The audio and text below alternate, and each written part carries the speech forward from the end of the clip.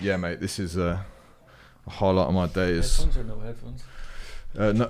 It's different experience when you have the headphones on because you can hear it how it comes out recorded. Yeah. So if you're back like that, you'll hear it in the headphones as being distant. Okay. Whereas, So you want me leaning in? Please, my friend, please. Yeah, I'm excited. Thanks for doing this, man. That's my pleasure, man. So how did this come about? Well, on IG, I don't spend too much time on IG, but it shows me cool videos of cool things, so like motivational stuff, training, and something I've always kind of been obsessed with is watching people do these submersive ice baths and cold water, which got me into it. I was so excited to try one. It's quite difficult, but I loved it. So when I went onto your page, loved the name Breathing Project, and then I was seeing the kind of work you were doing. And what was really interesting is how you were linking it all in with emotions too. You talk a lot about emotion. And when you speak so calmly. So it's kind of, because IG is so noisy, and sometimes I was just like, get me out of here, I've got to get off. But with your channel, it was a little bit different. I was like, there's things to be learnt here in a really calming way, and I thought it was really appealing. So I was like, I've got to drop this guy a message and see if he'll come on the podcast and talk all things breathing, emotion, life, challenge, struggle, whatever you want to talk about. So thanks for being here. Well, thanks for having me, Alex. It's a real pleasure. So do you want to should we start off with a bit of a kind of like what led you down the path of setting up something called the Breathing Project? Should we start there? The origin story, is that? Should we go there? Because like I say, I don't know your story. It's always tempting for me to call you up and go, let's get some background. I'm like, no, let's do it on the podcast, man, because the curiosity is kind of what fuels the episode. Yeah, for sure. It's like any origin story. It's hard to kind of work out where to start, really. But I mean, the catalyst for me getting into this work, getting into working with the cold, working with the breath, working with emotions, working with pain, suffering, was my own pain and suffering. And this is something that most people can relate to. That we go through these periods of pain and suffering, and I gave up smoking, which sounds like an unlikely start to an origin story, but I smoked for like nearly 20 years. From I was like 14. Yeah, me too. And then in my mid-30s I stopped, and it was okay. I literally, I read that book, the book, the what's his name, like The Easy Way to Quit Smoking. The hypnotist guy. Yeah. He's got the same name as that comedian. And McKenna, is it? Paul No, it's not Paul. No, it's Paul McKenna did a famous. What's the comedian? The squeaky voice comedian. What, the Joe Pasquale guy? No, more recent. This is good. Doesn't matter anyway. Okay, We'll remember his name. That will come up to me later. Literally read this book. Had no relationship to kind of well-being. I was a really unhealthy person, actually. Didn't do much exercise. Spent a lot of time drinking, a lot of time smoking, and just being kind of mistreating my body. And then mid-30s I stopped smoking, and it was fine. It was this thing I didn't want to do. I felt totally like I was happy smoking and all that kind of stuff, those stories you tell yourself about, like, oh yeah, this is okay thing to do with your life. And then I stopped smoking, and it was okay. I was like, wow, I'm actually doing this. It was so wrapped up in my identity. But literally, I think about 3 months in, something really dramatic happened to me that I couldn't pinpoint. I couldn't understand what was going on. My emotions were up and down, all over the place. I was finding myself crippled by like the smallest challenge that was arriving, and I was just in pieces.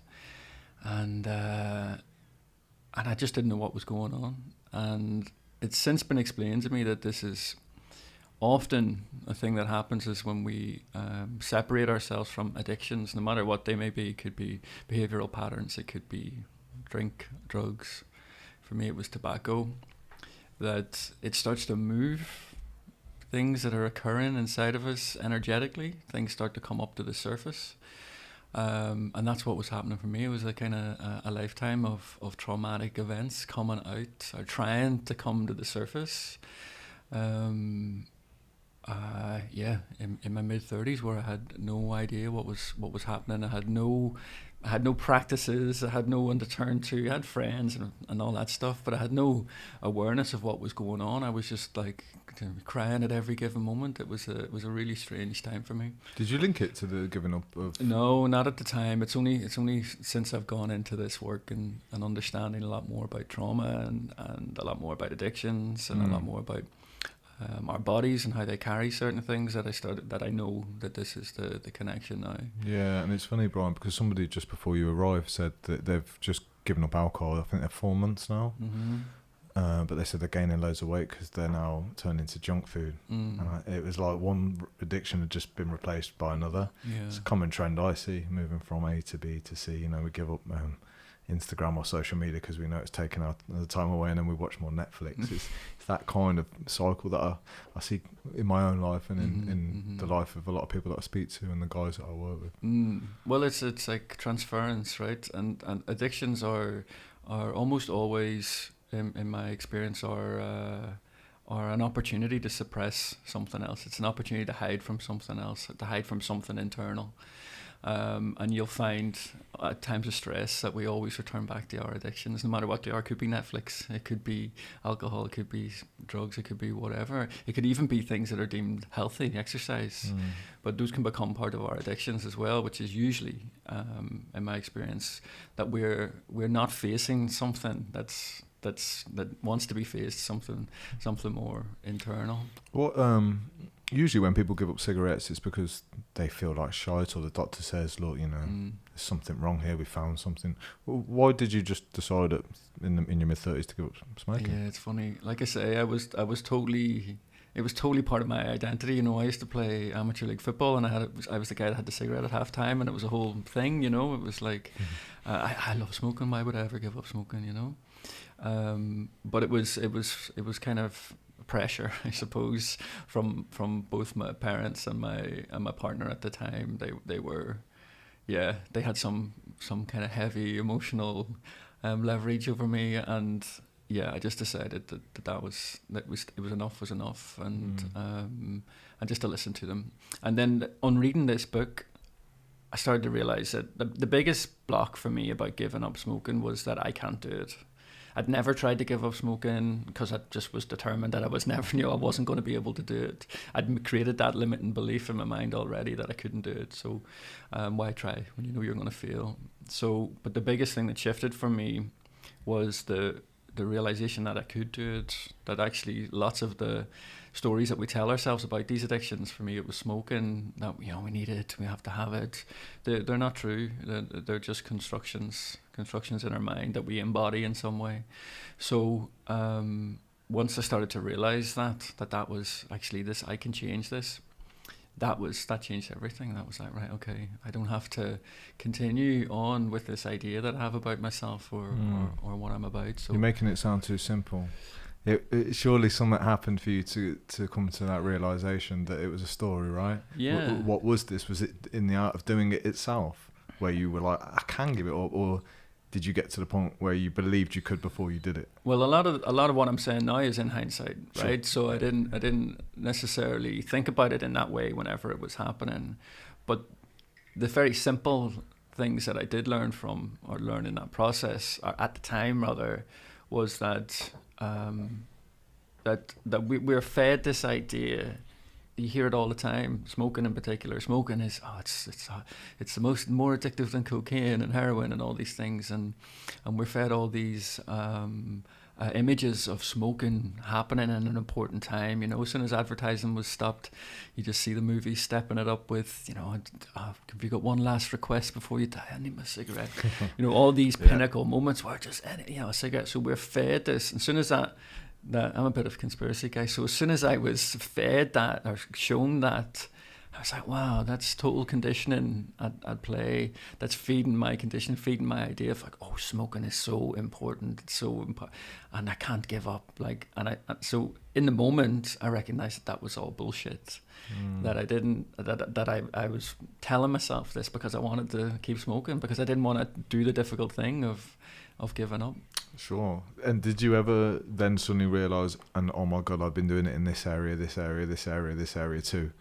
No, that's been a much longer. Okay. That's been a much longer journey. At the time, you know, as I say, I was pretty ignorant. I mean, I was connected to things, but I was ignorant in terms of kind of the knowledge that I have now, the experiences that I'm aware of now. I was ignorant of like how the body works, how the mind works, how old are you now, Brian? Works. How old am I? 42. So this is what, 7 years after giving up the cigarettes. So you've had 7 years of learning and growth and exploring. Yeah, it's a wild ride, man, when you start to realise that you've been telling yourself something for 35 years that isn't true. And then for me anyway, I'll question everything now about the things I've told myself, like all those limiting beliefs, you know. Like, say, where'd they come from? Because you've never tried the thing that you're saying you can't do, or whatever it is, you know. You suddenly realise that probably 99% of how you live your life is just something you've kind of made up. Some of it is societal, of course, but it's still, you've set these stories on yourself. Yeah. And then it's the, am I prepared to try and create new ones that maybe make my life a bit better? Yeah. Well, I mean, the conditioning runs deep. You know, it's from womb to grave. We're constantly given opportunities to confirm our beliefs because we start to look for them, right? So, you know, take the example of, you know, being told off for being loud, right, as a kid. Then you attach that to being something bad. So being loud, speaking, your voice being true, being authentic suddenly becomes something that you shouldn't do because your parents used to tell you off for doing it. So that you create a belief around that. It's like, if I'm loud, mummy's unhappy. If mummy's unhappy, then maybe I'm unhappy. So let's not let mummy get unhappy. I'll be quiet. So then you have built that pattern already from an early stage as a child. And then every opportunity that arises, because people are going to tell you to shut up in your life. People are going to tell you to be quiet. People are going to tell you shouldn't speak up or you shouldn't say certain things. So when we have that pattern, we go looking for it. And every time we find it, because we will, that's, oh yeah, see, I knew I shouldn't say anything. I knew I shouldn't speak. So these patterns in our life, these limiting beliefs, just get continually dropped in on top of each other. Every opportunity that we find, we go looking for them, even though we don't want to, but we do. And then we confirm them, we affirm these belief systems until they're an absolute solid, unbreakable block inside of us. Once you understood this, did you, and again, you might not have known this might be just through hindsight, was giving up the cigarettes easy when you made that discovery of this addiction is just a story that I'm telling myself? Like, was it quite simple, or did you give up, fail, give up, fail, give up, fail? Yeah, this is a thing that I think people who have given up or tried to give up smoking in the past always are surprised when I tell them this, is that I literally closed that book. I took the tobacco that I had left and I put it in the bin, and I have never touched a cigarette since. And the difference and things that other things I've tried to give up, like coffee and different things, is that I know the difference. I know what's required, and what was required was the mindset that I knew I would never touch a cigarette again, no matter what. Yeah, I knew in that moment, as soon as I closed the book, I was never going to touch a cigarette, and I never have. And that's the only difference. It kind of blows the theories of it being really, really addictive out the water. I've started to do a bit of study on this. Apparently it's not as addictive as we once thought. So again, if you go to the doctors and you get a horrible diagnosis, some people just stop like that. Boom. Fear, whatever it tells you, I'm not smoking now. And they say it's been as easy as that. It's almost that battle that we have with ourselves of like, half of you says, I want to give up, I'm going to give up. Half of you goes, you're fucking lying, man. You know you're going to be smoking this weekend because you've got that meeting with your mates and you're going to be having a beer. So there's that weird cocktail of like truth and lie going on inside of you. It's not a nice place to be as a guy when you kind of know you're lying. You know, when you say you're going to do something, no, you're not. Yeah. You ain't doing that. Yeah. Well, there's nothing as destructive as not being authentic. This keeps coming up on the podcast, Brian. I think being authentic is so difficult because it requires you not to lie to yourself mainly, and then publicly. You know, you can't be just saying things because it fits. You've got to be able to tell the truth if you want to be authentic, and you have to let go of people pleasing. You can no longer be the people pleaser if you want to be authentic, because people pleasing, that's an art, man. We've got it down to a T now. You know, we say what we think we should say and all this. It's very difficult to be authentic. I think it's one of the most underestimated things in terms of challenge. I don't know whether you agree with that. Or I mean, it certainly, certainly, and I think the what you touched on with people pleasing and yeah, it's interesting when we consider men in the context of this, and sometimes there's perhaps an association with men are like, oh yeah, well, I don't give a fuck what you think of me and that sort of thing, and that may be true for some men, but there's certainly something that occurs within that kind of masculine identity of still wanting to be connected to the tribe, you know, still whether you want to be the leader of the tribe, you want to be respected. If you want to be part of the tribe, you want to be liked. So within that relationship, you know, we're just slightly more advanced tribes people now anyway. So within those interpersonal relationships, you're consciously and continually aware that you might get kicked out of the tribe. Yeah, absolutely. And then it's knowing that, how do I then still be authentic? Yeah. You know, because there is an argument to say we can't ever be fully authentic, or you can't ever and again, it depends what you mean by authentic, but you can't always speak what's on your mind, because there is that, you know, there's that nature part to us that knows that if we do that, we're going to be a complete outcast, and we don't want to be outcasts. I don't care what anyone says. We want to fit in, whether the skill is to find the right tribe and to gain status in that. Because I could sit here and say I'm authentic. I know that I'm not as authentic as I could be. There's loads of things that I don't pursue that I, you know, you could argue is within me and that wants to come out, and that's sometimes why I suffer a lot of pain and depression, because I know it's not there's something that's coming out of me that's not an authentic self. And do you have spaces where you can express those things? Yeah, but even there, like, I organise these spaces. Right. And even when I step into new spaces, there is a part of me that's still kind of working out the situation. Am I safe here? And then there's a real conflict and confusion about what do I actually feel? What part of me is authentic? What part is a story? Because after all that conditioning, things can feel very real. The stories that we tell ourselves about the smoking. I mean, when you say I can't give up, it's the most addictive thing, I don't think people are lying necessarily. They believe that story. And that's why it's so hard to break. So it's constantly working out, who's doing the thinking here for me, where am I doing the work to try and get to this authentic self. But the meditation is the only thing that's bringing me closer at the minute. I know, again, something that I loved about your page was it seems to encompass all the things that I have really seen value in doing, and it seems to bring them together quite nicely. Like, you have to experience the cold, don't you, to really know what that's like, because some people think you're insane, and you're right, it's tough, but that feeling that you get and the strength you get from it and the feeling after is incredible.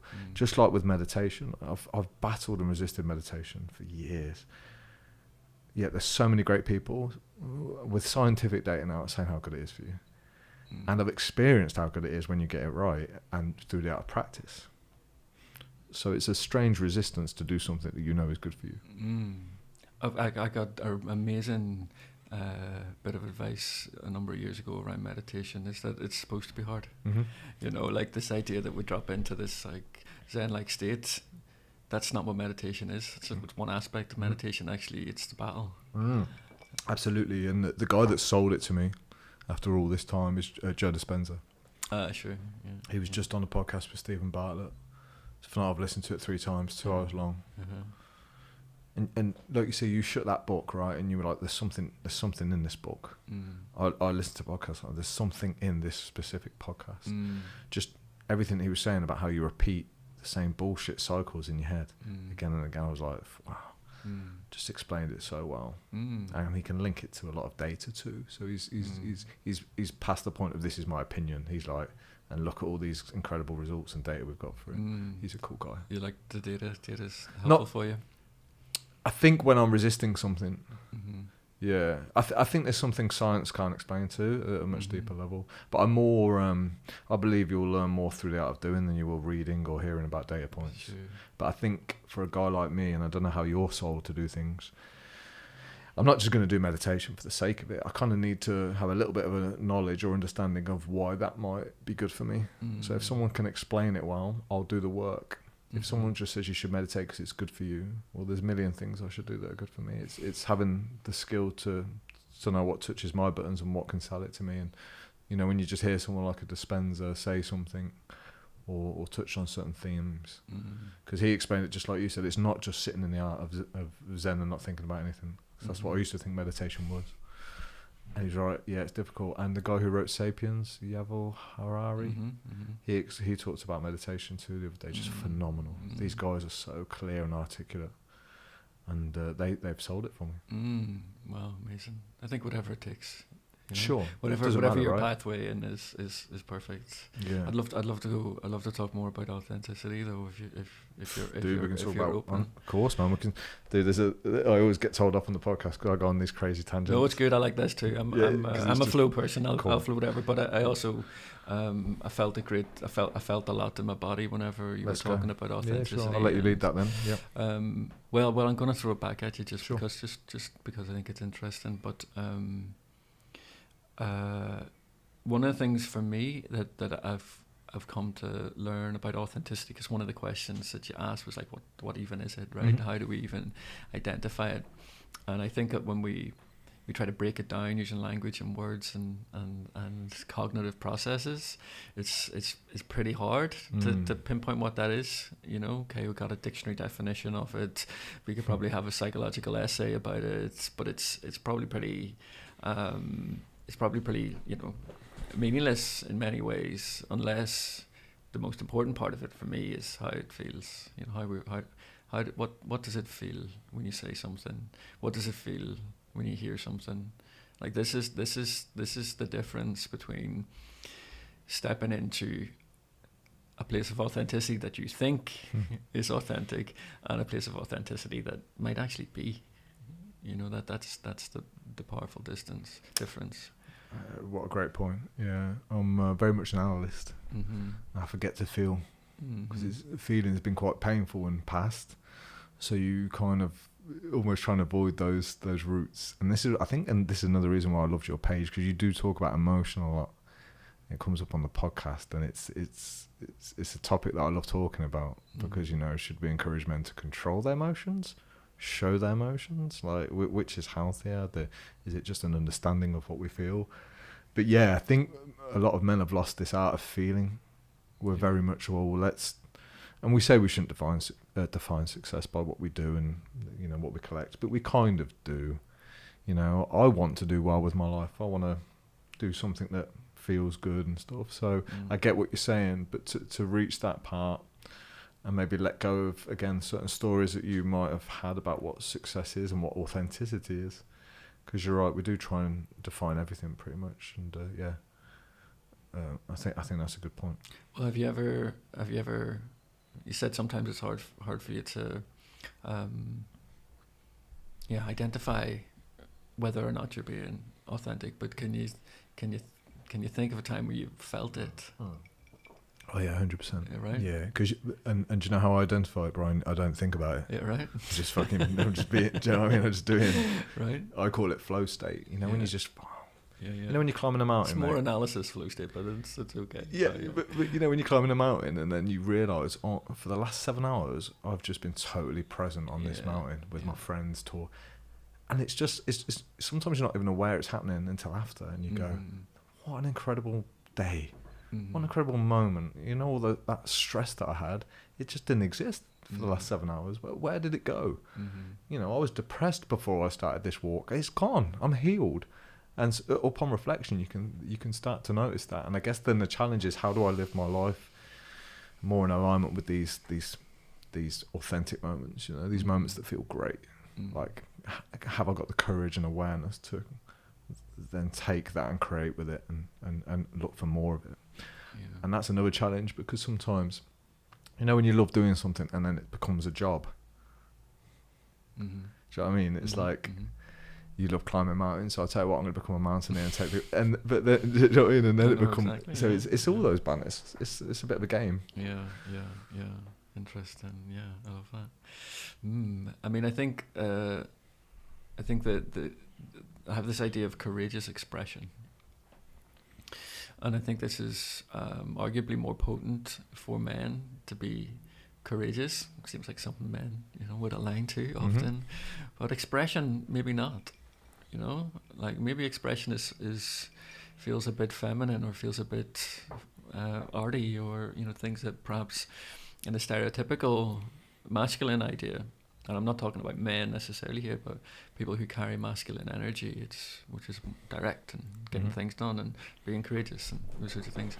Whereas expression has a much more feminine energy around it. It's about not necessarily having an end goal. It's about the dance. It's about just letting things flow. So I love this idea of courageous expression, which is being brave enough to express whatever might be happening for you. And this is lost. We have lost this ability, not just men and women. We have lost this ability. We've lost this opportunity in our society now to express ourselves, to have a tantrum, right? We do it as kids. What we're doing as children is what we're supposed to do. So when a child has a tantrum, and usually gets scolded for that, the child is trying to express their authentic emotions. The child is frustrated, is upset about something, and their body is invoking this expression. They're throwing themselves around, they're screaming, they're making noise, they're allowing that energy to move through leave their body, exit the body, so that they can, you see how quickly sometimes kids have a tantrum and then everything's fine. This is them regulating themselves, regulating their nervous system. So this idea of creating spaces, having places where we can drop into a place of courageous expression, for me is an incredibly important. It's been incredibly important for my journey of understanding both what emotions do I suppress. I'm deeply connected to my tears. I can cry. I love to cry. I'm not afraid of that. I'm deeply connected to the emotion of love and care and compassion. I'm much less attached to or connected to the emotion of anger. Although, of course, I experience it, but when I experience it, it's frightening. So I suppress that emotion in the way that I go straight towards the emotion of sadness, for example. I'm used to that. So finding opportunities to work with people to create situations where I can go into these emotions in a safe way has been a completely literally opening experience that has allowed me to tap into something which I deem to be a lot more authentic. So if I'm hearing you right, you're saying that if you, for example, experience anger, you have a safe space where you can show that emotion. Is that what I'm hearing? Because I wouldn't assume that you could just show whatever emotion you're feeling in the moment. So if something you say bothers me today, and inside I have a little mini tantrum, if that comes out and I have a tantrum, podcast is ruined. You think, oh, hold on, let's run out. Do you know what I mean? So there's certain emotional control that is needed. So did I hear that? Yeah. Or? So you shouldn't with any emotion you should try to avoid projecting that or taking that out on someone else. Anger is a really healthy emotion. It's just, it can also be really destructive, especially when anger is directed towards another person. So finding situations, creating environments or situations where you can manage and express those emotions is really important. So of course, I mean, well, there's two ways of looking at it. If you have a tantrum right now because I say something you don't like and the podcast's ruined, well, okay. Right? I mean, okay, I'll then manage that. Whatever happens, I'll deal with that within my own being. You'll manage that with whatever happens in your being. So that's one way of looking at it. The other way of looking at it is, okay, maybe that wasn't the most healthy thing for me to do in that moment. Maybe there is something that I can do. Maybe I can say, hey, do you know what? Let's take a break for 2 minutes. And I'm going outside, and you go and you move your body, you shake your body, you scream, you shout, you do whatever you do to allow that emotion to surface and come out. Chances are we'll come back and have a much better podcast. Whereas if you sit and squeeze and suppress that and tighten it up, it'll come out in these little bits of frustration, these little bits of irritation. Maybe we start to get a bit nitty back and forth, and fuck you, and then the podcast is ruined anyway. Yeah. Well, there's a third option, right, where I can be more articulate in my expression, and we can talk about it. Well, this is exactly what I'm leading to, which is again comes back to our authenticity, which is and probably the biggest tool I've picked up recently is about exposing. So exposing the layers of our interpersonal relationships. So let's say you want something from your partner, right? You want to go and I don't know, like you want to go and hang out with your friends at the weekend. And that sometimes is a problem because they like to spend time with you. Well, you can go and you can do what I used to do, which was like, I'm thinking about doing this, and then I'll make it up to you, and you construct this whole story around like why it's okay. It's only going to be for this period of time. I'll be back really quick, and we'll do this, blah blah blah. Or and then maybe that works, right? Maybe that works. But then maybe you stay a bit longer with your friends, and then you come back and they're upset and blah blah blah blah, right? Or you can expose it from the off, and you can say, I'm nervous about asking you this because I know you like to spend time with, but it's actually really important for me to just spend some time with my friends. It's not that I don't want to spend time with you. It's just that I want to spend some time with these guys, and when we come back, we'll share some time together. And then how they respond could be lots of different. No, you're not going. Blah blah blah. Well, you expose, instead of just fuck you, then I'm off. I'm going anyway, whatever. Expose that. Continually stripping away, like exposing and bringing to the surface how you're feeling, and allowing that conversation to arrive is an art. Don't get me wrong, it's very a real courageous art. one too. It is, because exposure means you might be showing something you don't like about yourself or the other person, right? Yeah. So if you get on top of that and have that conversation with your partner, and she or he is having none of it, you've got a problem, haven't you? Yeah. Well, you've got to then, make choices. That's what I mean. It kind of forces your hand. Take yourself out of that situation, step away, change the environment, change the external, or try to change the internal. Change how you're thinking about it, change what's going on for you internally. And you can use breathwork practices, you can use meditation, you can use different things to pull you out of that state. But what is more challenging is when you start to then project back onto that person. She won't let me do this. She's stopping me from having fun. She's stopping me from living my life. This is whenever that seed begins to grow.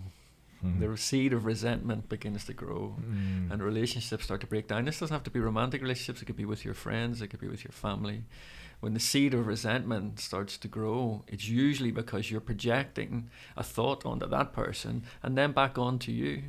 And then that thought that you're projecting onto that person is probably not true anyway. It's just this idea that you've created for yourself. So that seed starts to grow, that resentment starts to grow. You start to even stop having the conversation. You just go without telling them, blah, blah, blah, blah, blah. So, and this is a pathway to authentic expression, to allow yourself, to trust the people that you love, that you care for, to peel back the layers. What are we actually talking about? Because we're usually talking on the surface, right? We're usually kind of, especially if it's a challenging situation between two people, we're usually just tiptoeing around something. But what are we let's strip this away. What are you pissed off? Are you angry? Tell me.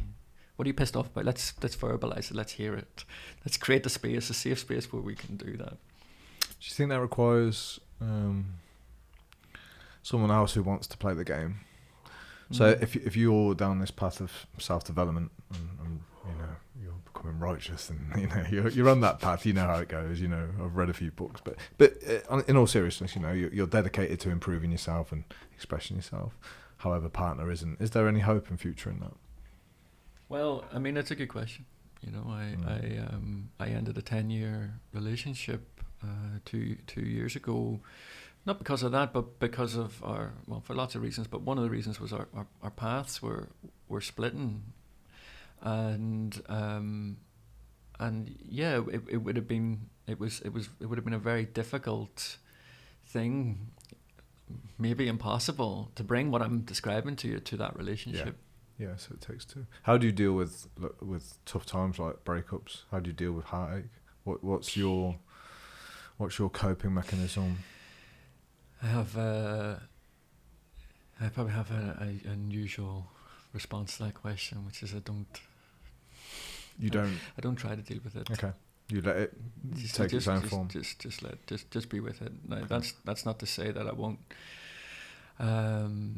seek support from other people or have conversations with people or express how I'm feeling or crave someone to tell me it's going to be okay or do these practices. But what I try to do is stay in the mindset that this is needed. This is necessary. Everything that pain is the biggest gift that we can ask for. Pain is in my experience is where growth occurs exponentially, where deep realizations occurs when we're in deep states of pain. Not always exactly in the moment, but usually the following of the pain. So when we're too quick to run to, oh, give me a breathing technique, or give me some hypnosis, or let's go and do an ice bath, or let's go and run a mountain, or whatever. When what we're potentially doing there, I'm not saying there's anything wrong with those things, of course, but what we're potentially doing there is just distracting ourselves from feeling the beauty, the majesty of pain. Because when you become more acquainted with pain, just amazing things can happen. So this is one of the reasons why meditation is so powerful, is that it allows us to be present with difficult emotions. And I'm by no means an expert in meditation by any means, but when we become able to find center, just to be present with whatever's going on, so present with that frustration of like, oh man, I've been here 20 minutes and I can't stop thinking, when am I going to reach this enlightenment? That's usually the thing that we experience when we're trying meditation. But to be with that, for example, just with that, like, okay, this is all right. I'm just gonna I'm gonna be thinking, but that's fine. Okay, I'm just gonna write that out. To be present with that allows us to be present with frustration, which allows us to be present with pain. And when we are present with pain, it then allows us to not run away with the stories. Oh, she didn't love me. I'm worthless. No one's ever going to love me. That's all the stories that we tell ourselves as a byproduct of the pain. The pain is different. The pain is just the experience. The pain is just something that's happening. So taking yourself and being present with that pain without running away with the stories. This is real deep healing work.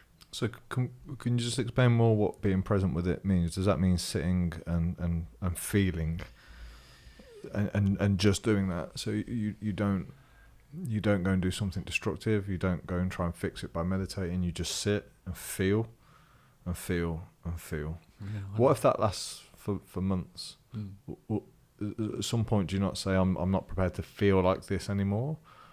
I'm going to do something more constructive. Like, yeah. How do we balance out the feeling with the I still need to live my life? Yeah. Well, my experience is that it doesn't last when you're as long as it would if you're off trying to fix it. The more you try to fix it, especially in the early stages, it could be pain of a relationship ended, it could be grief, of someone close to you being passed away.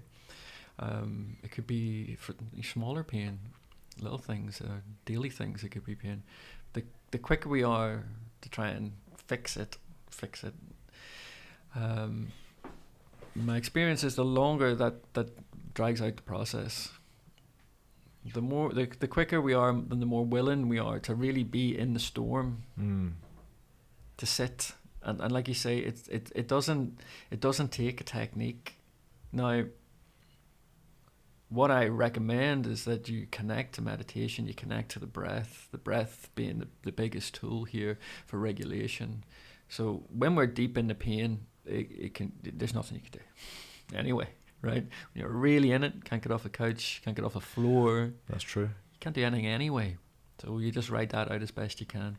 When you get a little glimmer, you can maybe find some conscious control of the breath, to slow regulate your nervous system, to slow your heart rates, just for a moment to just sit. And for me, this is an opportunity to be present with the pain and to feel. This is we come back to feel the heartache, the suffering, to feel the pain. And if you can stay there, you will cry. For sure, which is, I think, an encouragement for some guys to run in the opposite direction. It's very difficult. And if you cry, you will start to process. This is, your body needs this. Your body needs to process pain. If you are continually running away from it by doing different things, your body's not going to process that experience. It's going to bury it, and it's going to come back, and it's going to come back, and it's going to come back. If you go into it, go into the pain, be with that pain, you will cry. You might shake, you might get angry, you might express yourself in lots of ways, but you will start to process and digest that pain. It's really interesting what you're saying. Really, really interesting. And there are successful people in the world who have similar views to that. So like I say, the guys that I'm following at the minute, Dispenza, he would encourage the same kind of thing, you know, like let it happen, let it happen. And there are also guys on the other end of that. So Stephen Bartlett is a great example. He's very, successful.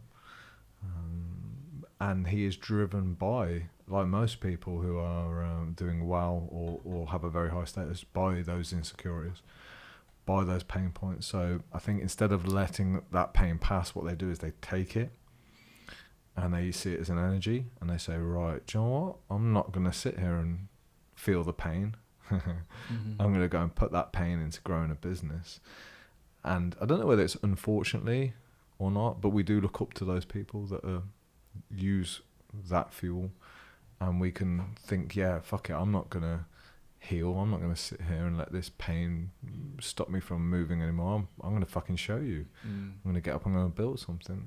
And it's the amount of people that are driven by insecurity and pain it's definitely the vast majority versus the minority that are driven by calm thoughts, peace. It's interesting.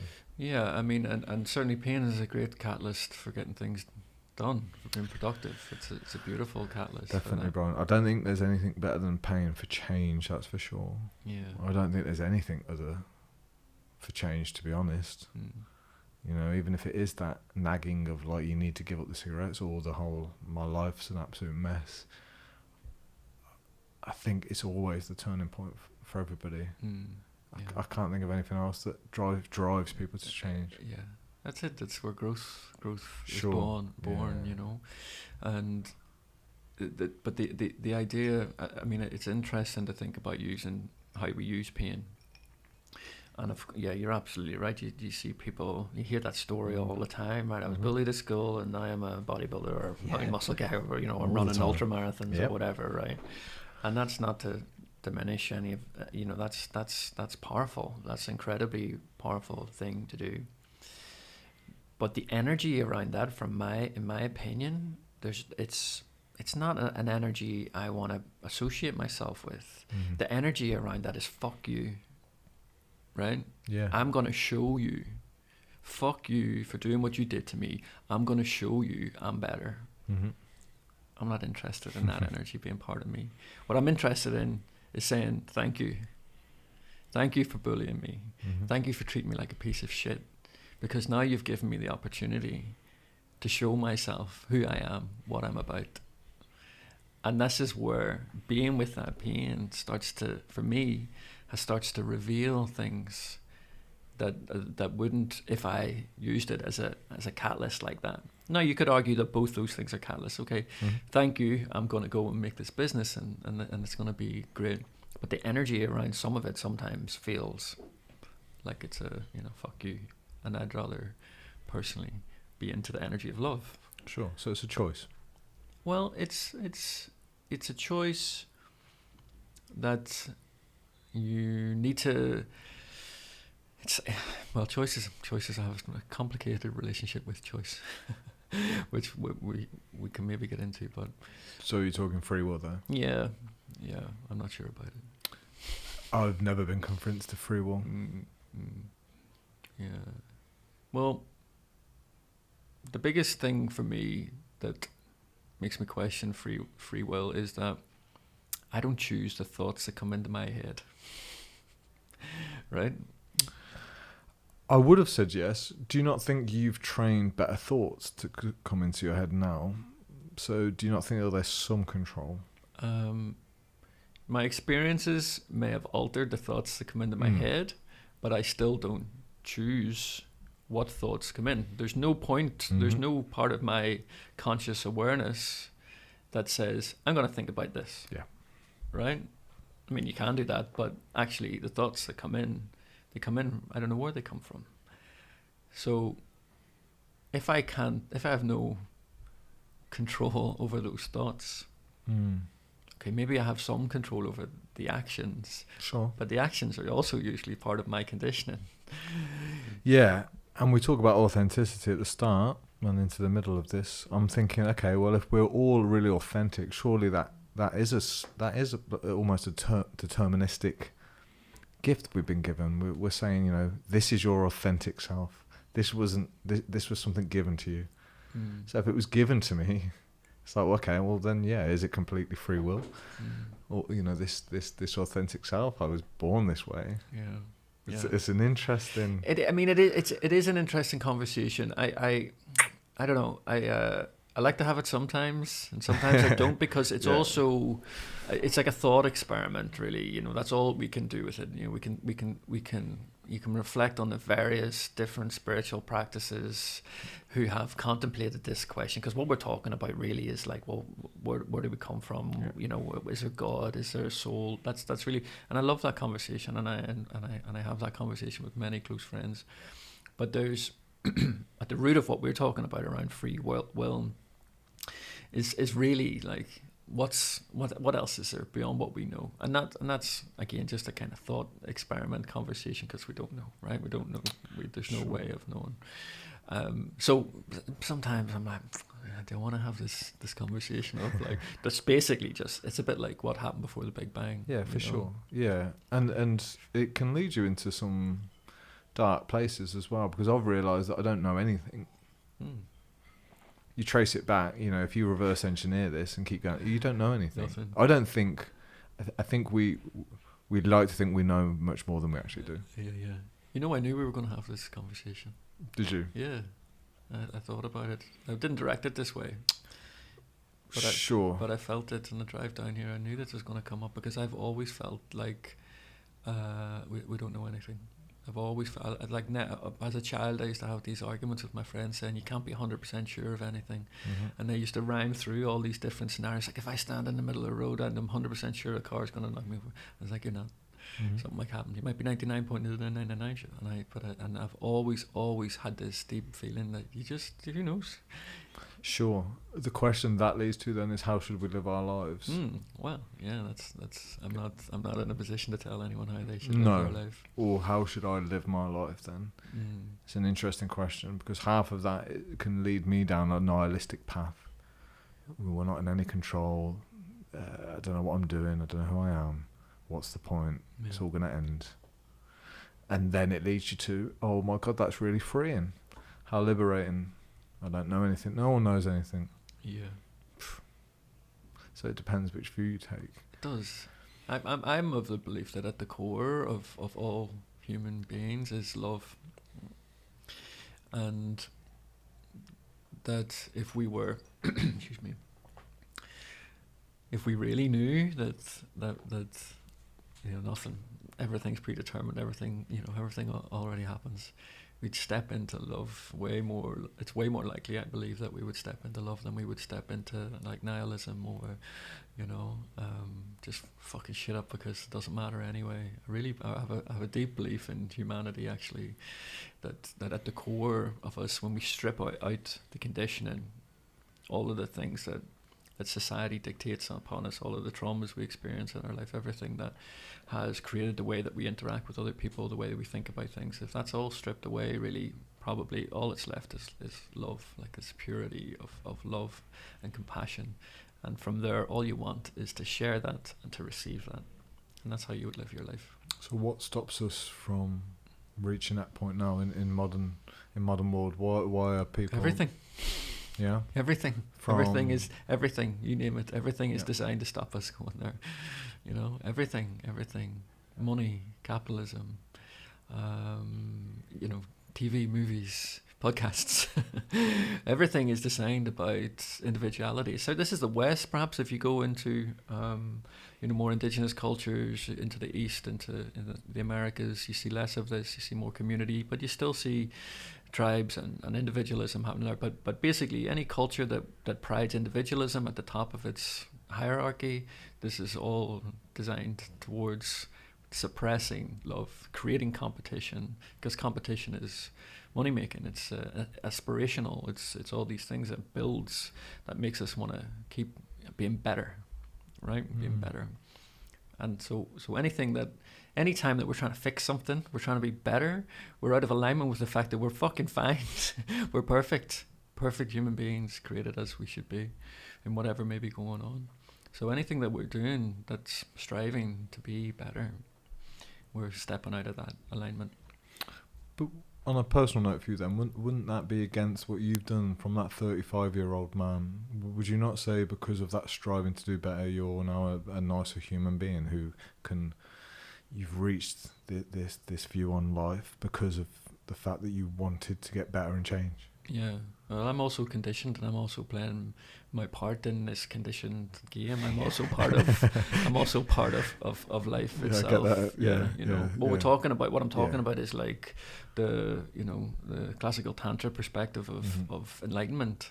Which fuck that, I'm not reaching that. Do you know what I mean? Like that's not on my list. So I'm still playing this game. I'm not speaking here from my cloud above looking down on everyone going, look at all these assholes playing the game. I'm playing the game too. Yeah.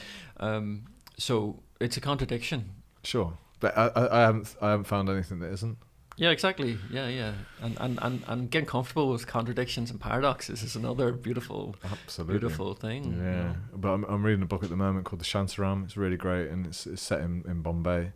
In Mumbai, it's exactly that. It's the slums. Every house is exactly the same, and the community is so tight and special because it isn't that capitalist market. It's like, this is your house. It's the same as your neighbour's house. Yeah.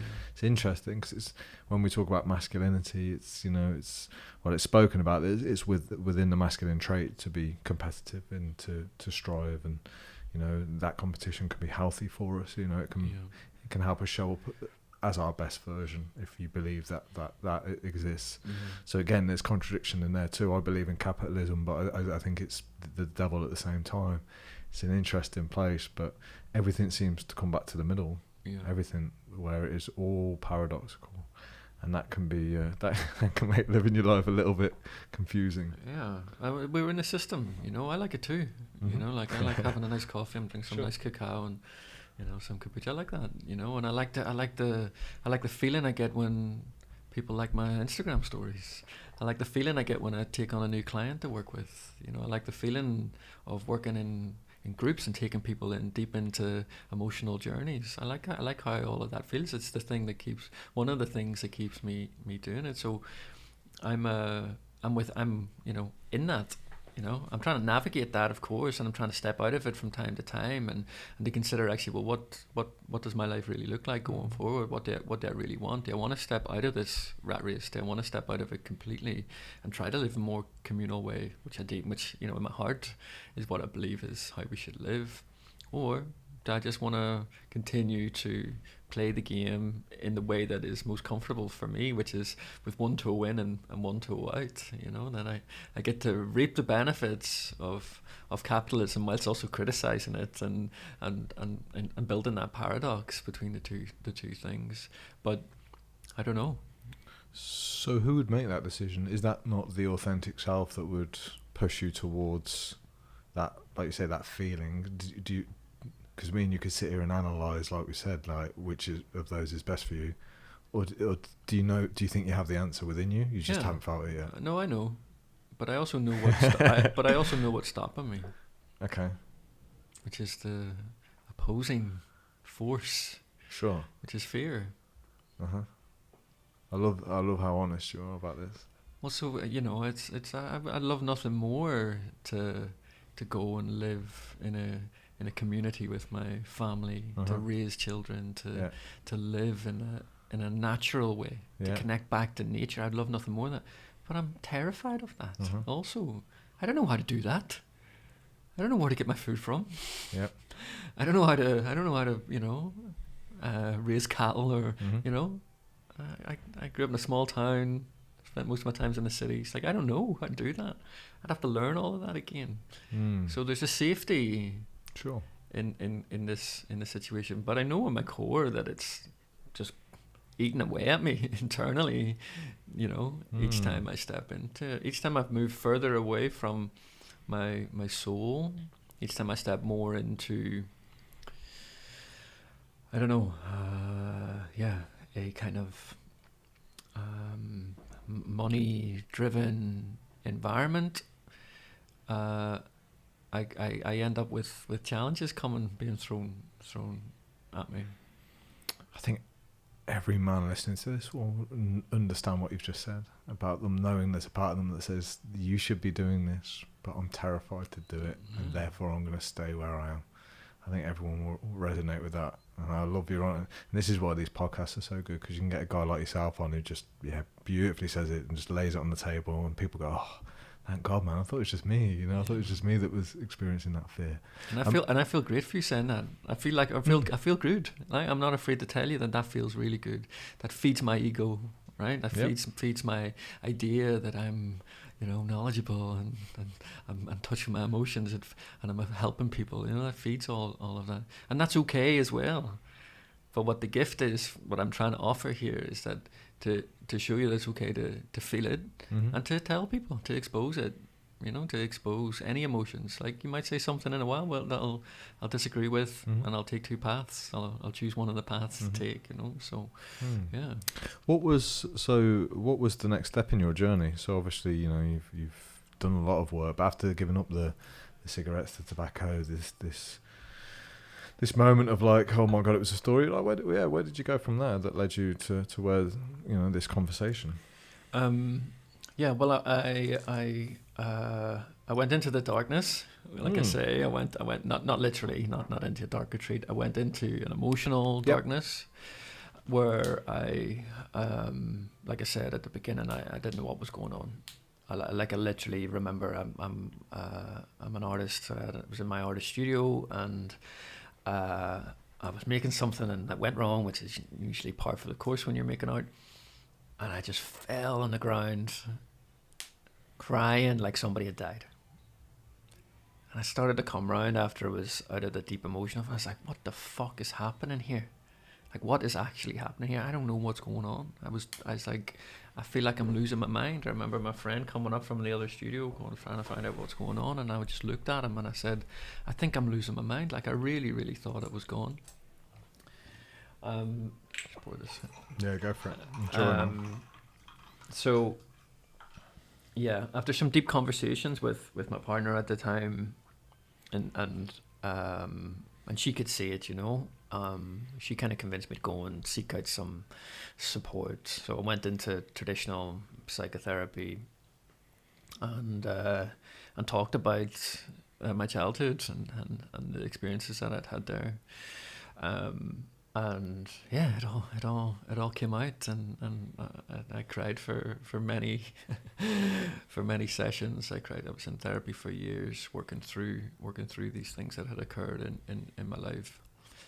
And then what I kind of simultaneously done, maybe perhaps synchronistically or magic or whatever, but I'd started training harder because I'd never really trained. I started boxing. I started doing a lot of 3-4 times a week I was training. I was like, wow, I've got these new lungs I can just go into.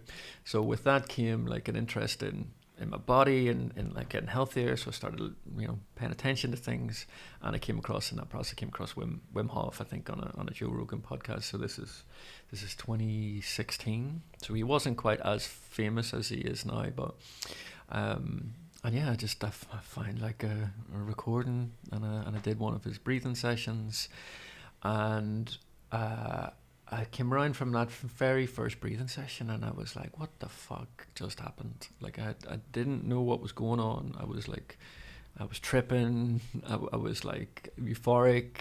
I did not know what was happening, and it was maybe like 20 minutes. It wasn't like a big deep session, but I was just like, oh my God, what is going on? So I literally went almost straight away after coming out from that, and I signed up. He had like I think he still has it. He had a course, like the online course. Did the online course. 2 months in, I'm like, this is unfucking believable. I'd become religious in my practice, and I'm very unlikely for me to be kind of having a daily practice. It was like never, I'm a bit ADHD, dyslexic artist. I just like follow the flow. So to get up every single morning, no matter what I was doing, get up early if I had to. I was doing my breathing practice, doing my stretches, doing whatever my homework was that week, and then, as I say, about halfway through, I just realized that there is that I have to do more of this. because this is coming to an end, this course, what am I going to do? So the only option was to become an instructor. So yeah, I enrolled in the instructors training. Thankfully, it was pre-COVID, and we got to go and spend time with Wim in the Netherlands at his place, and do some training there, and then we did a week in the Pyrenees with Wim again, going through that training there, and yeah, so that was my natural progression into kind of the well-being world.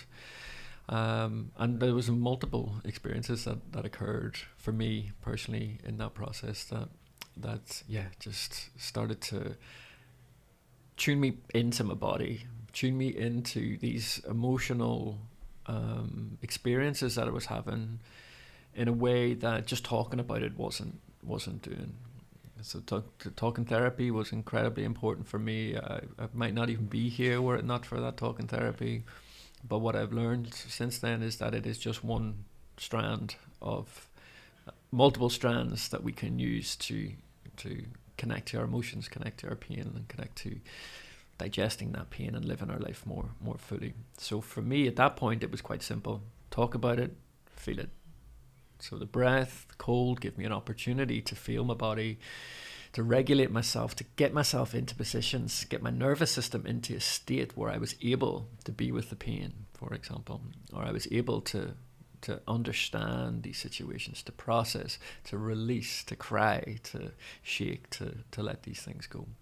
So this combination of understanding the things that happened in my life and how they had, and realizing, oh right, I'm not just a fucking weirdo, that this is common, this happens, you know, I'm not just a pain in the ass to my partner all the time because of how I react to situations. This is part of conditioning. What the hell's that, right? You know, that was all of my journey.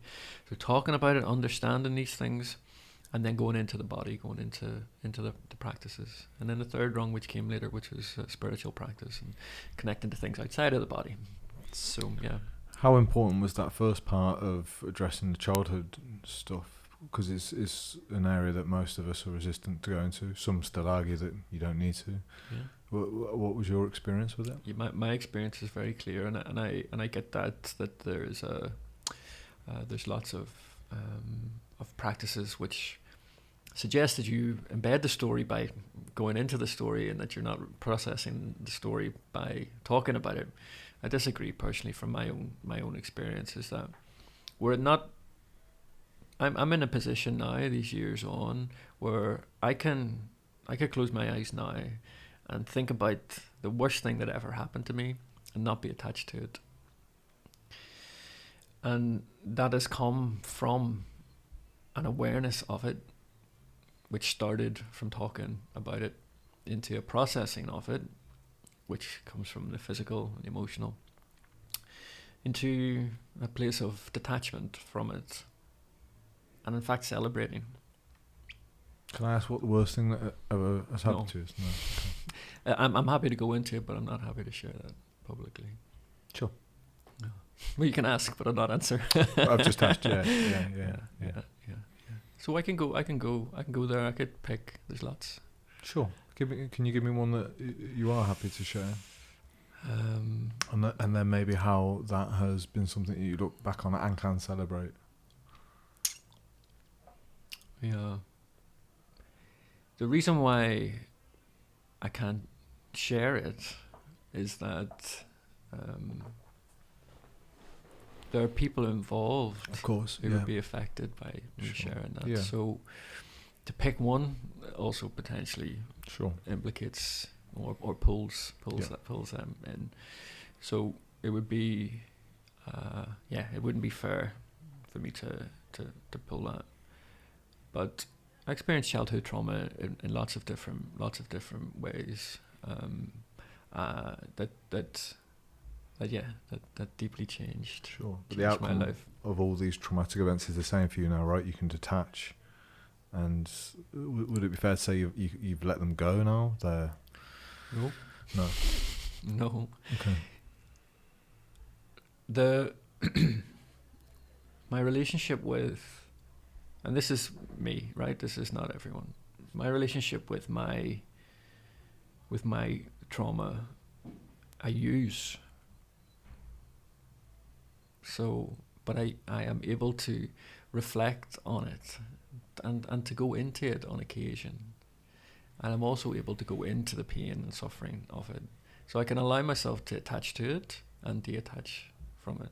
So sometimes it might be necessary for me to really feel the deep sadness, the deep suffering that I went through. There may be something that I feel like I'm blocked in some way. There's something I'm noticing a situation arrive in my life where I can't get past it. I cannot. I'm getting triggered by it. It's making me react in a way that doesn't align to me. That's a signal. That's a sign that something is not processed. There's some experience that I've had that hasn't been digested. So when I need to, I'll go back in and I'll feel all of these things. And I'll take myself, often using breathwork, some other practices I have, emotional release practices, and I'll take myself directly to the source because I know it's the fastest way into those emotions. But what I'm able to do now is to leave that when that process is finished so that I'm not carrying it around. I'm not poor me. I'm not the victim. I've been the victim plenty. I'm not like, oh, you said this nasty thing to me, that's triggered. Don't you know I'm traumatized? I'm not that guy anymore, which I was, you know. So I don't wanna let go of it. I need it. Not only do I need it, it made me who I am. It gave me this gift of being in touch with my emotion. It gave me this gift of being able to connect with other human beings and to take them into difficult, painful situations. That was my training. All that pain was all those experiences. That was my training. I've done my 10,000 hours of holding space because this is what I had to do. This is what I was taken into as a kid. So, yeah, I don't want to let go of it. But you do. Sounds like you do these things consciously now rather than subconsciously. So you can still have the same, not the same experience, but you're still the same person with the same experiences. But it sounds like you're making a choice now to go into the emotion, to feel it, versus what I witness a lot of is the emotion takes control of the individual, and the individual's eyes are then shut. And they're completely unconscious, and they're just reacting upon that instead of any separation or any thought or any form of control. It sounds anyway like that's something you've worked really, really hard on. And you know, I sit here in admiration because that's what I'm trying to do now, to be a guy who can feel the emotions but not always react to them, understand them, and almost separate himself from I'm not that thing that I'm feeling. It's just a feeling, it's just an emotion. Well, I do both of those things. Of course, man. You know, I get lost in it too, man. I get lost in it. Fucking hell. Yeah, of course I get lost in it. Yeah. I get triggered all the time. But even knowing that is an awareness. Yeah.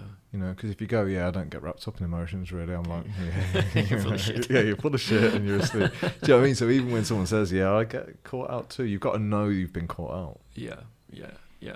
And this is where practice comes in. And I mean, practices, you know, like. Can we talk about the practice? Of course, we probably should, right? So, one of the biggest revelations for me whenever I started working with the breath. People who've done anyone who's done any, like, usually people's relationships to breath work are like from a performance perspective is one way in, right? You know, people are learning about nasal breathing and diaphragmatic breathing and you know, improving performance and increasing CO2 tolerance, all those sorts of things. That's usually one way in. Another way in is that they've done a breathwork journey. Maybe they've been, you know, in an event and they've done one and they've had some sort of emotional release. You know, it's usually one of these sort of pathways in where you have this big experience, either in an emotional release. And you're like, wow, breathwork's powerful. That's a one-off thing I'll do. You come into it maybe from like a more performance side of thing. Maybe there's other ways in, but whatever way you're in it doesn't really matter. So I had that I came in through the performance way, had the big emotional release, was like, oh my God, this is unbelievable. That could have been the thing, right? That could have been the thing that was like, wow, this is what breathwork's for. You breathe really hard for a couple of hours and then you cry your eyes out and you feel great, right? That could have been what for me breathwork was for. But actually, what the thing that made it last for me wasn't those big emotional experiences, which I had many. 70 Wim Hof instructors in a room being led by Wim Hof was one of those moments. But it was actually when I first started with the daily regular practice of regulation that I realized that my conditioning was changing. And that wasn't story related. It wasn't changing what I thought. It was changing how I reacted. So for me, and it was common for many people, is that prior to all of this, I would basically be walking a tightrope. From the moment I woke up, I wake up anxious, and I'd be like, "Shit, what is going to happen today to destroy me?" You know, that would have been my usual. What terrible thing have I got to do today? You know, I was living a lovely life. You know, an artist, and was a lecturer, at a relationship, and a home, and a cat. Like I had a lovely life, but I was still waking up every morning of like, right, fuck, what possibly is going to go wrong today? And then I would walk this tightrope of, when am I going to fall off? When am I going to fall off? And then I would something would come, I'd spill my milk, and I'd wobble, right? I'd wobble on the tightrope, and I'd walk along a bit further, and my train would be late, and I'd wobble, you know? And then it would keep coming, and I keep getting pushed, and then eventually, boom, you push off, fuck this, I wish I was dead, blah, blah, blah, you're off. And it could be literally, you drop the eggs, and you're in contemplating suicide. Literally, that's where it would go for me. That quickly throughout the day. Fuck this. There's no point, and you wouldn't understand why. How the fuck am I ended up in these darkest of dark thoughts here over dropping some eggs? But it's been this. You're already starting at 10, and then you're just adding to it. So what changed was, that happened. I started to wake up feeling a little less oh my God, what is the day going to hold? But I remember having an especially shitty day, maybe just a few weeks into starting my daily practice, and I literally dropped the eggs. And I fell, and I had so many things that day had been going on, that little things, big things, irritations. I dropped the eggs, and I started laughing. And I realised in that moment, I was staring at these broken eggs on the floor, and I realised in that moment that holy fuck, this is different now. This is different. Something is different. And I was like, what could it be? What could it be? And the only thing that I could trace it back to was this constant regulation of myself every morning, regulating my body with a few rounds of breathing. And that was really the catalyst for me diving into this, when I realized that actually I could fundamentally change how I was walking on this earth by regulating myself. I was like, wow, okay, what else? So you're changing your set point then. For every morning that you wake up, you might be starting, like you say, from a 4 now instead of a 10. So the stress might build up, but yeah, it doesn't take you anywhere near the edge. Yeah, again, that makes total sense. You know, when you just have these little frustrations in life, and then you explode. It's the road rage, or the fucking, you rip your missus' head off for what you say is nothing, but it isn't nothing. It's 20 other things that have happened, and yeah, waking up, running around, stressed, grabbing coffee. It makes total sense that by 4 p.m. you're ready to kill somebody. Yeah, it's I always use the analogy of Jenga. You know, it's a little block. One little block seems like nothing, right? You take the bottom block out, and on the Jenga thing seems like nothing. You keep pulling them blocks out. It's not going to be long for that big building comes crashing down on top of you. You know, and if God forbid, a big thing comes, it's blasting that whole, that Jenga blocks all over the place. So, this is my relationship to stress. This is how I understand stress. And humanity has never lived in a time where there's more opportunity for continual, often small, but continual opportunities to be stressed, to receive stress in lots of different ways. Yeah, become quite chronic now, I think. Like you say, it's quite normal. feels normal now to experience small amounts or even moderate amounts of daily, even high amounts of daily stress. Push. What is your practice then? So do you have a good solid morning routine in terms of even from like the time that you get out of bed to are you a consistent discipline, or do you like I'll wake up when my body tells me to wake up kind of guy? I'm going to come to that, but I just want to mention something that you talked about there about stress and about, you said something there about like where it's invisible, or like we don't see it as much. It's become normalized for it's a lot become of us. normalized. Yeah. Perfect, that's exactly what it is. Something I often do at my workshops is I get people to do a breathing rate test. I don't know if you've ever come across that before. You basically count how many breaths you're taking in a minute, right? And these are all people usually who are sitting on the floor in a meditation position. There's no threat here at all, other than maybe feeling a bit uncomfortable about being in a room. The average, kind of most people walking around, the average how many breaths you take in a minute is somewhere between 10 and 12 per minute, right? You're already in a 10 and 12, the body is experiencing mild stress. It's manageable, but it's a mild stress. Regularly, I'd have people sitting, eyes closed, relaxed, 20, 25 breaths per minute. This is a person who is in panic. Their body is in panic, and they have no awareness of it whatsoever, because they've become so completely accustomed to living in that state. So when your body and your mind only has one option. If you're constantly in a state of panic, you can't be running around the place all the time. You can't live your life like that. So it becomes accustomed to it. It allows you to live your life without reacting to the things that your body is telling you it should normally react to. Your body is built to give you signals. The breath being rapid is a signal to tell you that you should probably change something about your external environment to bring yourself back into regulation. So that very idea that we are, we're so adapted to stress now. It's chronic. It's causing us endless problems. So yeah. Anyway, I just wanted to. That's great. Which would explain, we've never suffered illness like this before, and it's like I say, all of these bad traits are becoming normalised and such. So it's worth dragging back to that point for sure. Where were we? Daily practice. Yeah, my mind's gone off on. Go for it, man. Let's follow it. Yeah, where's it gonna go? Yeah, I'm just listening to what you were going to say. One thing I always what I'm working on now, Brian, is to try and really listen to the person when they speak. But that sometimes then makes me forget what question I should ask. When you're just listening. Do you know what you're doing right now? You're exposing that. Yeah, it's beautiful. Thank you. That's right. No worries. Yeah, the daily practice. Yeah. Well, specifically your daily practice. I'd love to know more. Yeah, it changes. So it used to be, just literally 2 or 3 rounds of Wim Hof breathing, which is about 30 or 40 deep breaths, breath retention. Repeat that a few times. And this is after you've woke up naturally, or by like I'm getting up at 6 every day. What I do is I get into a natural routine of getting up early.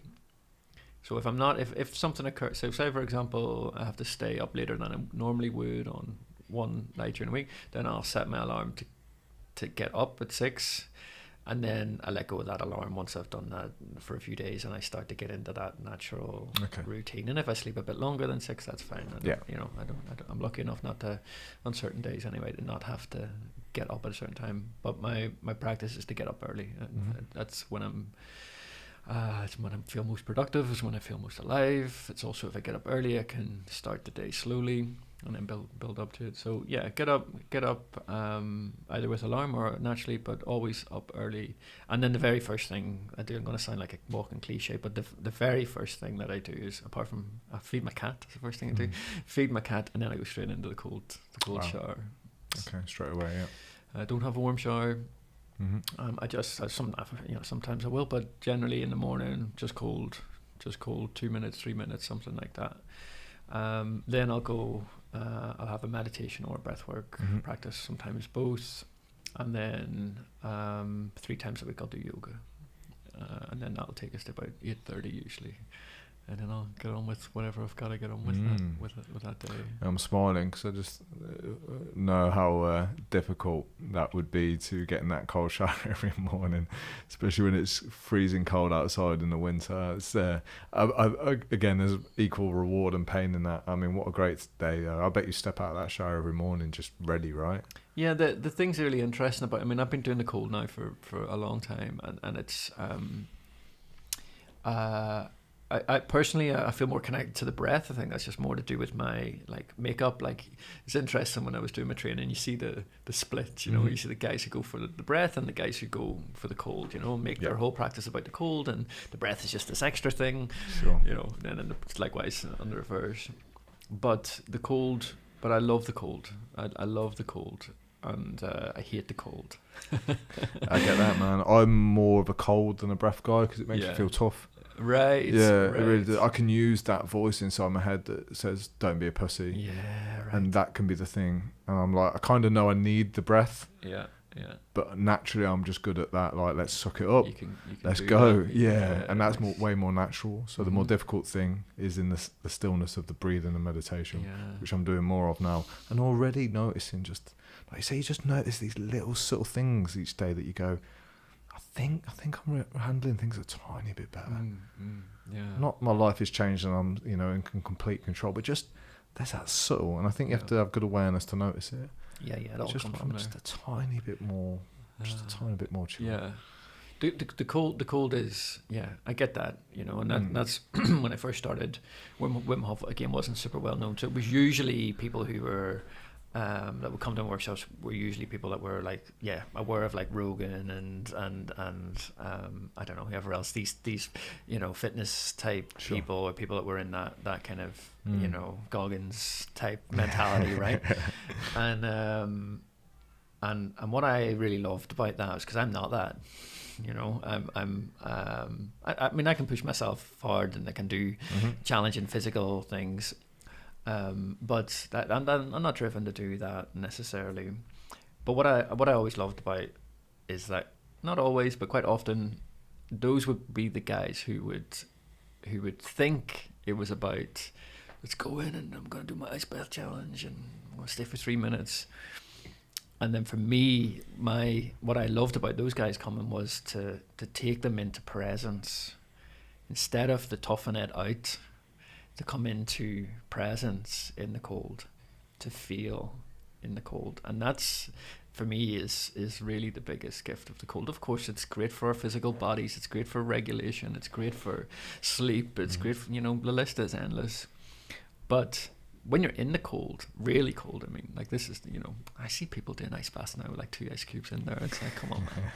In the summer as well. Yeah. Like, when you I would put 120 kilograms of ice into quite a small tub at my workshops, so you're talking 3-4 degrees the water. It's cold, so that's hard, no matter who you are. That's hard, and what you can't do is tough it out. I mean, you can, but it's grim. So I just invite people to try and do the opposite of maybe what they're thinking they should do, which is to tough it out and get that mindset, man. And you do use your mindset, but to do the opposite, to relax, to let everything drop down, to slow your breathing, to be present with all the physical, to feel the cold, to not run away from the cold. This is exactly what I'm talking about with the pain that I mentioned earlier on, to sit with the pain. So if you're getting into an ice bath and you're like, I'm on a beach, this is warm, you're taking yourself out of the experience, and that's okay. You still get all the physical benefits. But if you really, really, really, and this is what Wim talks about actually, if you really want to experience the profound transformative power of the cold, it's you be present. Yeah, I have first-hand experience of that because in October of last year, I was in Richmond in Yorkshire and it was cold, man. On the Wednesday I did the river dip. It was about 2.8 degrees we measured, and I was like, right, come on lads, let's fucking get in there, let's go. I was doing a bit of swimming, like toughening it out, and afterwards, honestly, I thought I was going to die, man. I thought that's so shit. The next day we did a different approach with Graham, who's a Wim Hof instructor. It was all about stillness, breath, just boom. Same amount of time, no problem. Got out, did the I can't remember the horse dance. Did as I was told, and guess what? I was fine. Within 5-10 minutes, I warmed back up. I was good to go. I felt better, and the difference was insane. It's almost like I exerted twice as much energy on that first attempt. It was like the toughness, and the bravado, like let's go, and then the challenge of doing the ice. Yeah. So yeah, I've kind of got first-hand experience of that. In other areas too, if you can take that, there's nothing better than meeting someone who's got that mental toughness, but under a cool, calm, composed approach. It's quite impressive, and they kind of light up a room. Do you know what I mean? When someone walks in, and you're like, there's a calmness to them. They're not going to flip out.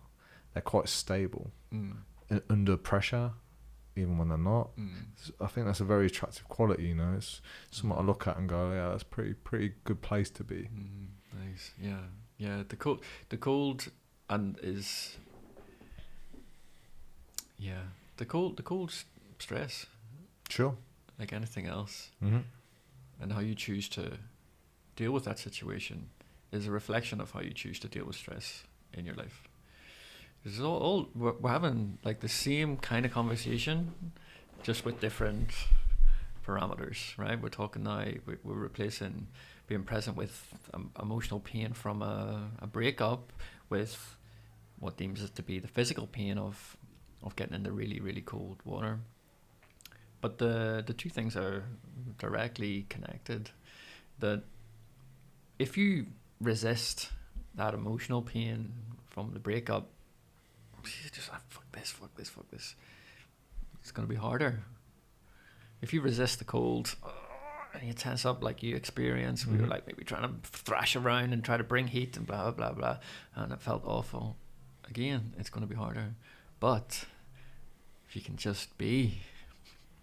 If you can be present with the cold, you can feel like the feelings, which I'm sure you experienced. You felt the cold, and I bet then you also, it depends how cold it was, but you might have also felt this internal heat that comes afterwards when you have calm, when you're present, when you're there, that the rewards come from being there. And it's a deep, deep realization that you do not have to tough things out. Sometimes that's important, don't get me wrong. Like getting in, for example, you need to build a little bit of, deep courage and toughness to get actually in.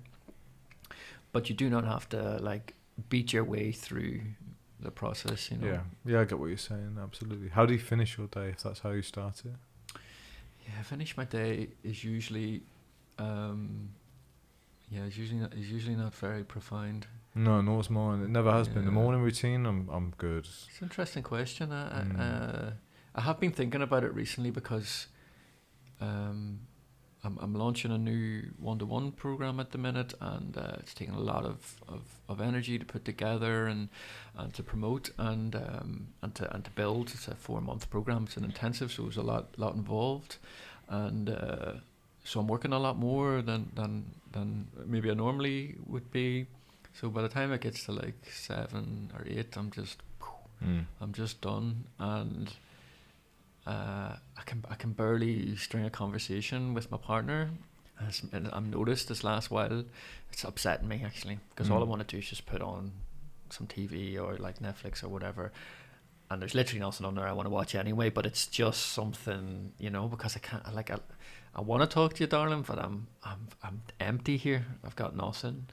So this is a good reminder for me to tune into that, because I have been thinking about it. It's like, no, this is not okay. Don't either work less, take less out of yourself in the day, or be present with my partner at the end of the day. And snap. I'm exactly the same. By 7 p.m. I'm fried, and I've been watching more Netflix now than ever, I'd say. Interesting, me too. Yeah, and it feels good between like 6 a.m. and 7 p.m. because I feel productive.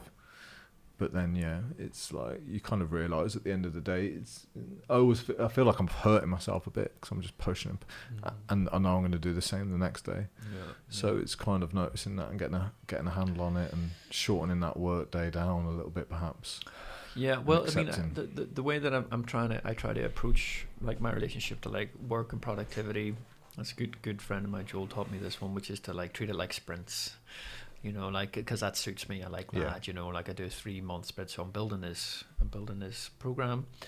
that's going to be like the most intense part of it. Then when the program launches, actually, it's not quite as intense. So I've got this like I've been on this 3-month sprint, which is coming to an end in the next couple of weeks, where I'm like killing it every day, blah blah. But I know that I'm going to have not a rest as such, but it's not going to be, you know, I'm jogging instead of sprinting. And what's something that I do is what I try to do is to resource myself, which is kind of daily practices, but to find ways to kind of nourish myself internally. So I haven't been making space for that because I'm on this sprint. So that for me, like you can think about resources, like resourcing yourself as like an internal resource, which might be breath work, it might be eating some healthy food, or it could be external, where you go out into nature, go for a swim, whatever. Like, just find ways where you start to feel your cup, you know, being filled back up again, and to make a, you know, a conscious effort to do that. I mean, you're supposed to do it more at busier times, but of course, you know, yeah, exactly. That's the paradox. It is, you know, it's the busier you get, the harder you should work on recovery. It doesn't always work like that. I'm finding these 4-hour almost sprints in the micro on the day-to-day basis. So I'll do 50 minutes of fully focused single task work. You know, no distractions if possible, or limit them as much as I can. You know, phone away, and 50 minutes, 10-minute break, 50 minutes, 10-minute break, 4 rounds of that, and I've pretty much done the day's work by then. And then everything I do outside of that is not quite as intense. Go and grab a sauna after, and kind of like almost have round 2 and tidy things up. But that seems to be working well. But yeah, it's still the same outcome at the end of the day. 7 p.m. is fried, and it's like, is Netflix really restoring me with energy? I don't think the answer is yeah. Maybe weekends, fine. But like, what should we do instead? Well, I got into a really healthy habit of reading between 8 and 9, and I slept really well. But I'm even too tired to do that. Yeah, me too. I nod off. Yeah. So I don't know. I'm messing around with this word compassion at the minute. So I'm trying to be not too hard on myself. I'm like, Alex, you've worked from 6 till fucking 7. Yeah. Watch some Netflix. Well, yeah, no, absolutely, yeah. Compassion is one of my favorite words. Just curious, like, that would be, yeah, it's interesting to contemplate, like, what does that look like? I think if I had a partner, though, I would be investing more energy to making that quality. Sure. I don't have a partner, right, so okay. Yeah, right. Would I want to spend my time if I had a partner around? Yeah. Probably not. Yeah, interesting. Probably not. Interesting. Yeah, maybe I just need to have some. Me personally might just need to, you know, embrace the conversation wherever it goes, and even if I'm empty, I'm empty. So. Yeah, but I think again it's the entrepreneurial or solopreneur, self-employed kind of reality of sometimes you have to put your foot on the gas. You know, we've got bills to pay, we've got things to make, we want to create. Sometimes, you know, you can't always, this work-life balance thing always gets thrown up. Sometimes, you know, you do have to go 60% work, 40% sometimes, or you decide to for a period of time. It's just a super interesting part of like my life because you know, because of all of the things that I've just been speaking about, and like, you know, I'm on top of like my emotional wellness, and I'm on top of, but I'm, you know, I'm kind of I've done a lot of work on myself. I continue to do a lot of work on myself. I deal with heavy stuff, process, blah blah blah blah. But yet, you know, you still get pulled back in. You know, it's just an interesting thing. I get humbled every single day, man. I don't think I've ever had like the perfect day. You know, even when I'm on fire, there's always some fuck up in there, or I get humbled. And then when I think I've got it, the universe humbles me anyway and says, "Well, you got this to work on." Good. So that kind of thing. What is it that you're now going to be working on? I know we've just kind of touched on this, but in your own life, like what, you know, we have this analogy of the better man. It's just somebody who's constantly trying to improve his self-awareness and become a better person. So whether that's a better son, better partner, what is it in particular that you feel like, apart from the 7 till 9 p.m. thing, that we might have just touched, is there anything that you kind of jumps out to you that goes, I'd really like to work on this over the next 6 to 12 months, or I've got these goals and ambitions, this would make me a better person, maybe I can put my energy here? That's a great question. My immediate reaction is around being of service, you know, like which is what I pride myself on, you know, of like being, I I believe I possess certain qualities, as we all do, but the qualities that I possess through, whatever reasons, the conditioning certainly is part of them. I can see that maybe there's something extra, but I believe I possess certain qualities that allow people to feel safe in my presence. And whenever you feel safe in another person's presence, especially someone that you don't have an intimate relationship with, like a family member or partner, it creates a very powerful dynamic. It creates a powerful situation for people to go into those emotions that we spoke about, to be present with those emotions, to go into their past, into their pain, into their traumas, whatever words you want to use to them, and to process those and to begin to heal from those. So my belief is of myself is that that's not unique, by the way. Lots of people possess this, but I possess it, and so therefore I feel that I want to and should use that and give that to other people who do not have the same access to their own emotions as I do, people who do not have people around them that are able to support them and hold space for them to go into these challenging emotions.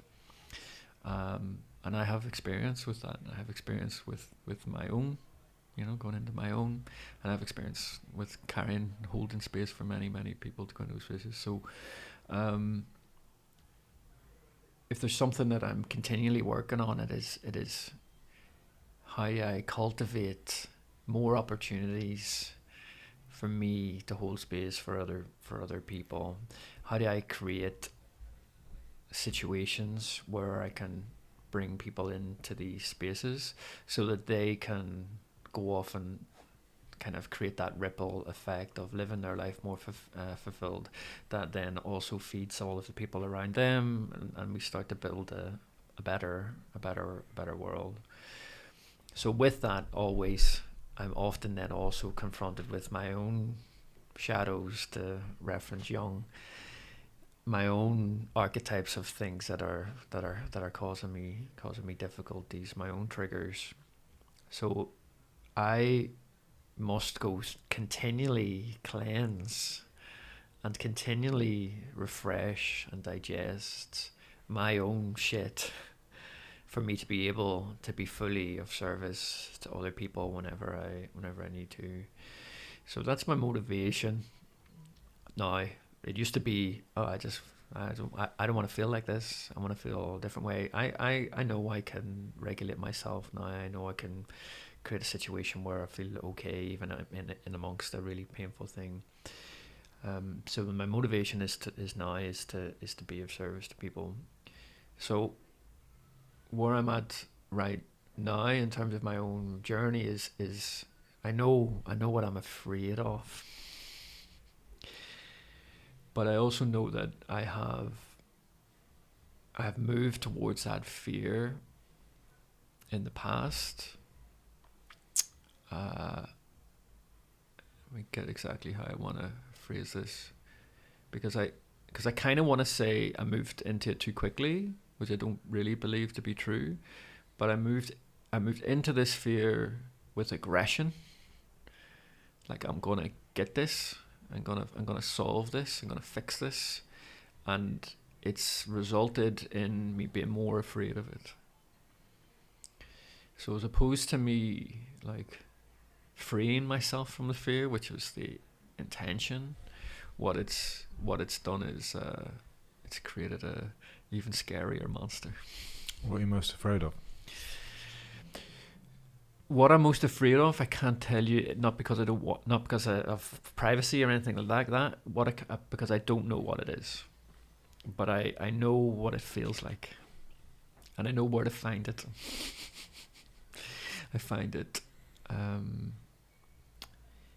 it in deep, non-conscious states. Mm-hmm. So we're talking about plant medicines here, talking about ayahuasca in particular. and I've spent a lot of time working with ayahuasca, working with indigenous tribes of the Amazon, and every time it's a disaster. In what way? I get brought to the most frightening, physically painful, emotionally painful space that I have ever witnessed. It happens every time. How many times have you done it? Last time would have been the 10th. And I went to go not so long ago, and I backed out. And at the time, that was a big one. I was at the door. I was involved in organising it, and I was at the door, and I just couldn't do it. I couldn't face it, and the challenge was just too much, and it was. I had friends there, as I say. I had organised my my partner was there, like, and I was walking away from this fear, and it was like an ayahuasca experience in itself because of what I went through that night, knowing that all these people that I cared about and the tribes members that I've been involved in bringing and creating this event, that I was letting them down, that I couldn't do it, like all those stories of weakness, I couldn't face my fears, blah blah blah. But what it offered me was it offered me a real awareness of something that I had been doing that I didn't realise that I was doing. And what I had been doing was I'd been equating progress with pain. That the only way for me to experience or to grow or to heal was to sit in the pain. And that is true. There is an aspect of that is true, but it's not the only way. And that the medicine, Mother Ayahuasca, was going to continue to take me into that pain until I do something differently. And I don't know what that is. You're a very interesting man. I'd love to talk to you more about this, but we're 140 in, so you're going to have to come back and do another one. Right. Thank you. I've left you on a cliffhanger. No, I think it's brilliant. I had a guy in last week, Lee McCurvey, great guy, and I was pumped. And it's interesting the energy people give off. I feel really calm now.